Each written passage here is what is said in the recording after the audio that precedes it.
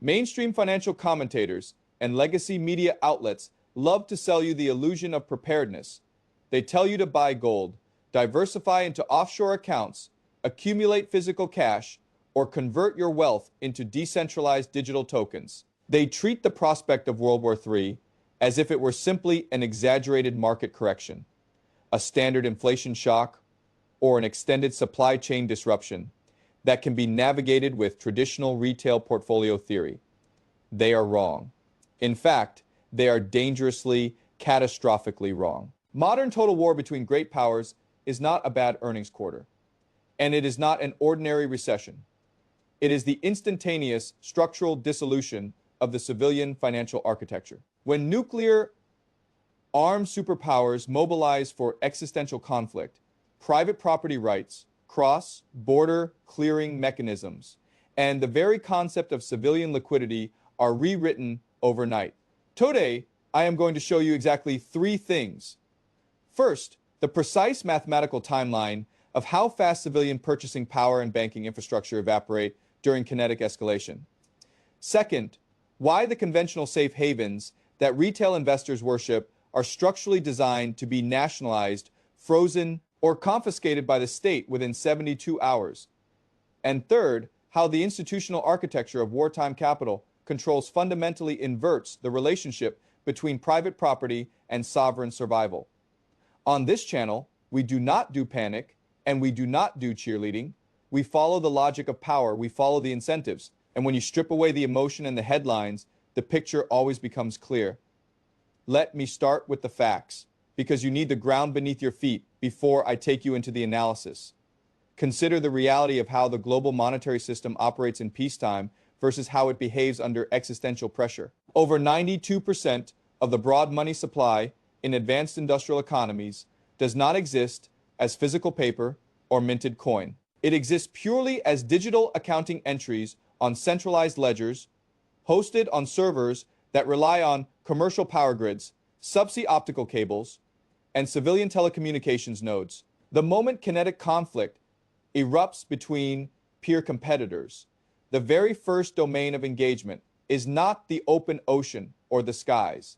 It is the financial routing infrastructure and the digital communications backbones that sustain it. Interbank messaging systems, domestic automated clearinghouses, and high-value payment rails operate on counterparty trust and unbroken digital synchronization. In the opening hours of a global conflict, cyber offensive operations against financial clearing hubs and critical telecommunications infrastructure will paralyze retail payment gateways. Your credit cards, your digital wallets, and your direct deposits will not fail because your balance is zero. They will fail because the routing mechanism that reconciles that balance with the physical world has been intentionally severed.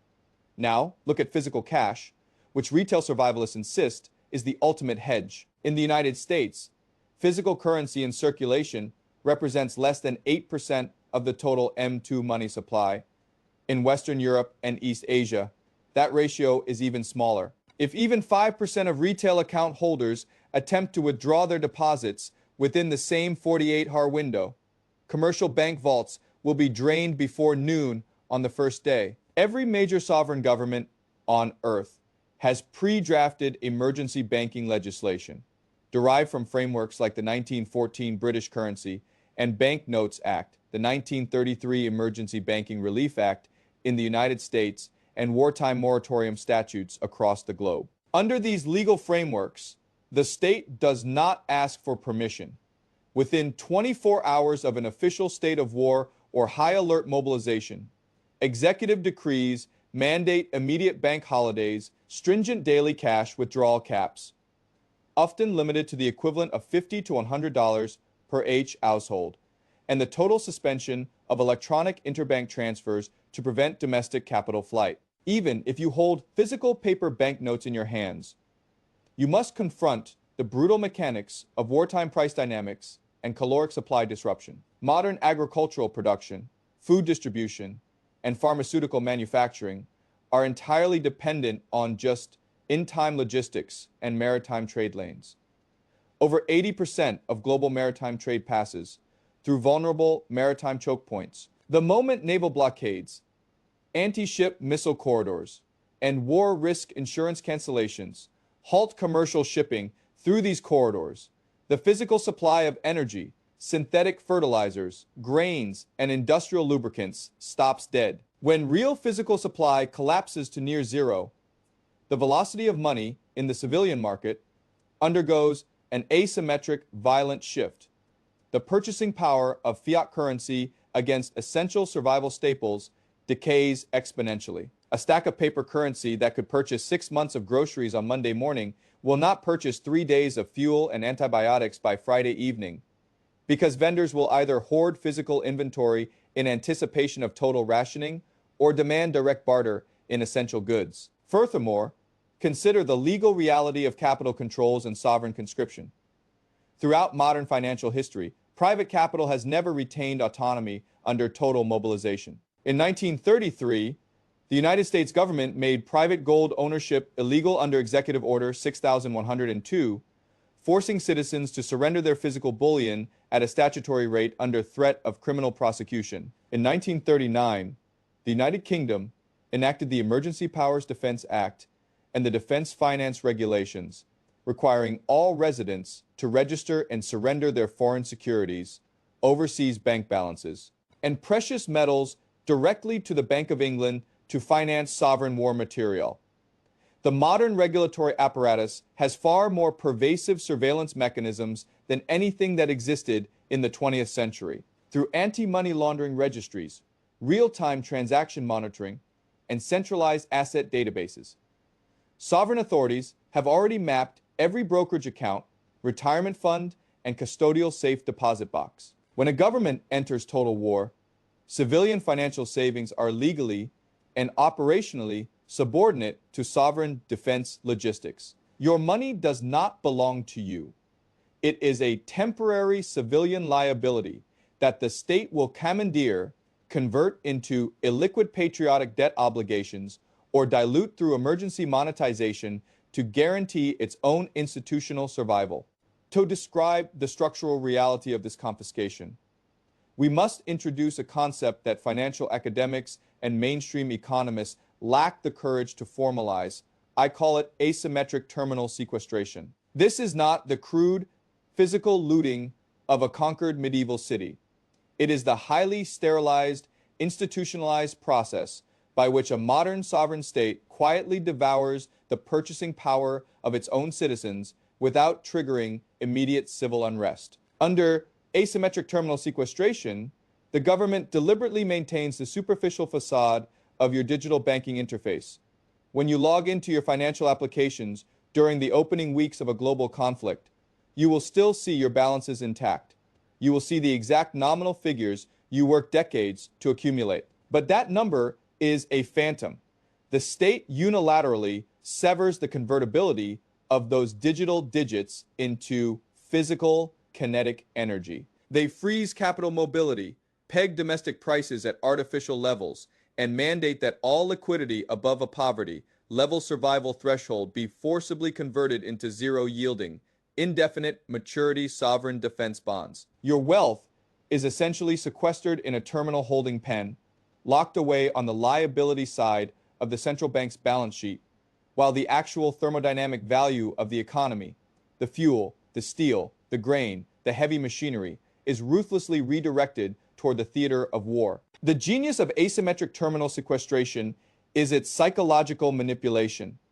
It weaponizes the cognitive dissonance of the civilian population. Because the middle and upper middle classes are historically conditioned to equate digits on a liquid crystal display with actual physical security, they will sit quietly in their rationing lines, staring at their frozen bank balances, genuinely believing they are still solvent, while the state extracts the entirety of their stored economic energy. It is a masterpiece of systemic exploitation, transforming the lifetime labor and generational savings of a nation into disposable, uncompensated fuel for geopolitical survival. The illusion of wealth prevents domestic riots, while the reality of wealth is routed directly to the front lines. The entire civilian financial architecture is revealed to be nothing more than a peacetime trap, a temporary lease on property that the sovereign can and will revoke the moment its own existence is threatened. Now, Before I continue, I want to present the strongest possible argument for the opposing side, because I owe you the real debate, not a simplified version. The Steelman case goes like this. In the 21st century, the invention of decentralized cryptographic networks and trustless digital ledgers has fundamentally broken the sovereign monopoly on money. Optimists argue that self-custodial digital assets, such as Bitcoin and heavily encrypted privacy coins, exist entirely outside the jurisdictional reach of the state, because these assets are secured by thermodynamic proof of work and distributed peer-to-peer node networks. No central bank can freeze a wallet, and no executive order can inflate or dilute the fixed supply. Furthermore, the proponents of this view argue that during major historical conflicts, vast and highly efficient black markets always emerge in response to strict government rationing and capital controls. They believe that decentralized digital wealth, alongside physical gold coins hidden completely outside the banking system, will seamlessly transition into the dominant medium of exchange for these parallel underground economies. According to this narrative, the prepared citizen holding cryptographic keys or physical bullion will effortlessly bypass state confiscation, retaining their independent purchasing power to secure food, shelter, private security, and safe passage on the unregulated free market, regardless of what the government dictates. That is the fantasy. Now let me dismantle it with the surgical, unforgiving precision of geopolitical reality. The fatal flaw in the decentralized sanctuary theory is that it criminally underestimates the kinetic violence of the wartime state and fundamentally misunderstands the boundary between digital cryptography and physical logistics. You cannot consume cryptographic hash rates, and you cannot shelter your family inside a private key. In order for decentralized assets or buried precious metals to possess any actual survival utility, they must eventually interface with the physical world. You must find a physical counterparty willing to trade tangible, life-saving caloric or energetic resources for your digital tokens or shiny rocks. In peacetime, this interface is entirely frictionless because it is protected by the rule of law. In a total mobilization scenario, that interface becomes a lethal choke point, completely dominated by the state's military and intelligence apparatus. The government does not need to crack the encryption algorithm to destroy your crypto portfolio. They merely need to sever the civilian internet backbone, partition global communications into heavily surveilled, heavily throttled national intranets, and criminalize unauthorized peer-to-peer routing protocols. More importantly, the romanticized notion of a benign, frictionless black market is a dangerous delusion engineered by people who have never studied the mechanics of martial law. Wartime black markets are not polite libertarian bazaars. They are governed by extreme physical violence, cartel extortion, and deep counterintelligence infiltration. When a nation is fighting an existential total war, transacting outside the state-sanctioned rationing system is not treated as a minor regulatory infraction or civilian tax evasion. It is classified under emergency wartime statutes as economic sabotage, high treason, and aiding the enemy. The state will deploy military tribunals, and the penalty for operating a black market grocery exchange using unregulated digital tokens will not be a financial penalty. It will be a firing squad. The risk premium for any vendor attempting to accept your decentralized money becomes so astronomically high that they will simply refuse the trade entirely, demanding either state-issued rationing credits or direct, immediate barter of physical necessities like ammunition, antibiotics, and diesel fuel. You will be left holding a mathematically flawless, cryptographically impenetrable fortune, completely secure on a dark blockchain, while you slowly starve in a society where the only true currency is state-sanctioned violence and monopolized physical logistics. The system is a beautifully constructed trap, and the digital escape hatches sold by technological utopians lead directly into concrete walls. Here are my 3 predictions. Write these down, come back in 60 days, and tell me whether I was right or wrong. First, we will witness the immediate, unannounced, and coordinated suspension of all retail foreign exchange convertibility across every major Western banking hub. This will not be debated in parliaments or congresses.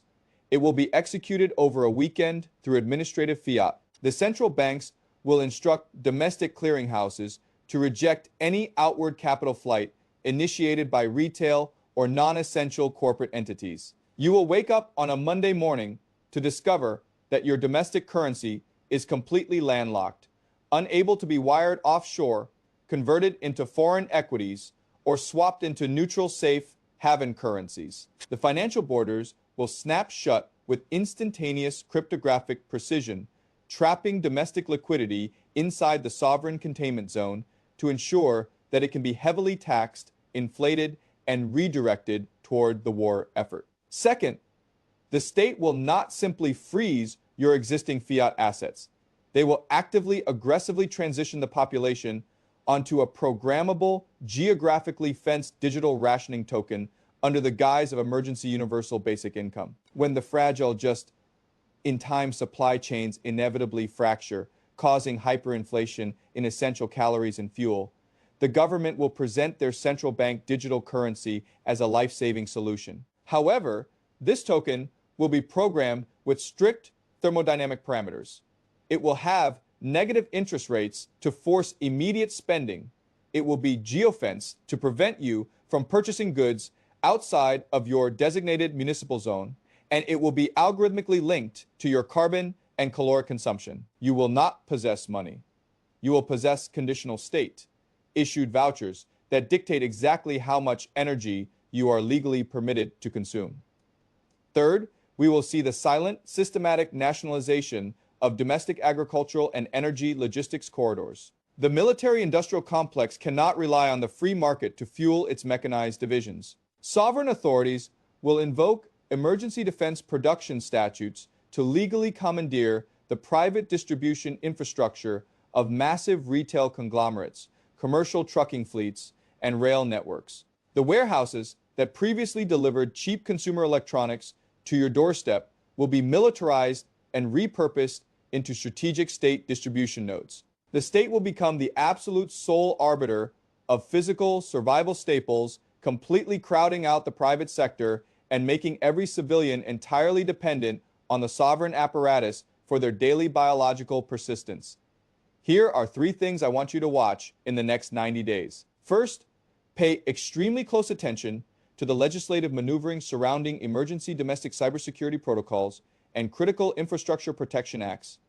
Governments never announce that they are preparing to censor the internet or partition the global web. Instead, they draft expansive, vaguely worded legislation designed to protect the civilian grid from foreign state-sponsored cyber warfare. Watch for the implementation of sweeping administrative powers that allow the executive branch to unilaterally sever domestic internet service providers from the broader global network under the pretext of national security. These are the legal frameworks for information quarantine, ensuring that when the conflict escalates, the population is isolated from external narratives and alternative financial routing. Second, monitor the obscure, high-volume liquidation of sovereign treasury bonds by foreign central banks, alongside the widening premium between physical gold prices in Eastern hubs compared to Western paper derivatives. When rival geopolitical blocs realize that a kinetic collision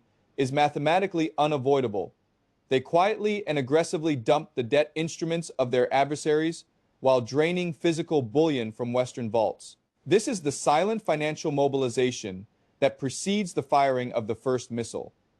If you see non-aligned nations liquidating dollar-denominated assets at an accelerating velocity despite rising yields, you are watching the smart money evacuate the blast radius. Third, watch for localized, supposedly temporary export restrictions on base industrial inputs, specifically nitrogen fertilizers, critical rare earth minerals, and middle distillate fuels. Primary producer nations will not announce an embargo.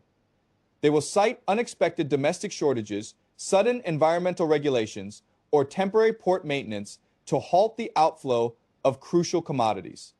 This is shadow stockpiling. It is the clearest empirical indicator that a sovereign state is securing its own thermodynamic base because it knows that the global maritime trade network is about to be violently fractured. The global system is not breaking. It is being violently and aggressively reconfigured by those who understand the true nature of power. The vast majority of the population will be completely paralyzed by fear, hoping that their political leaders will somehow return them to the comfortable, heavily subsidized illusions of peacetime. That will never happen. The historical anomaly of the post-war liberal order is closing, and the brutal, unforgiving mechanics of great power competition have returned to claim their absolute toll. You cannot vote your way out of this structural reality, and you cannot hide from it using the very financial instruments designed by the institutions that view you as disposable collateral. On this channel, we map the cold architecture of this evolving power structure so that you can anticipate the traps, recognize the systemic exploitation, and navigate the ruthless realities of the new global paradigm if you want to remain blind. If you prefer comforting lies and the false security of mainstream economic cheerleaders, you are free to continue consuming retail financial entertainment. But if you want to understand the exact mechanics of how this system operates, if you want to see the trap before it snaps permanently shut on your wealth and your autonomy, subscribe to this channel. We deal exclusively in reality, no matter how cold or unforgiving it may be.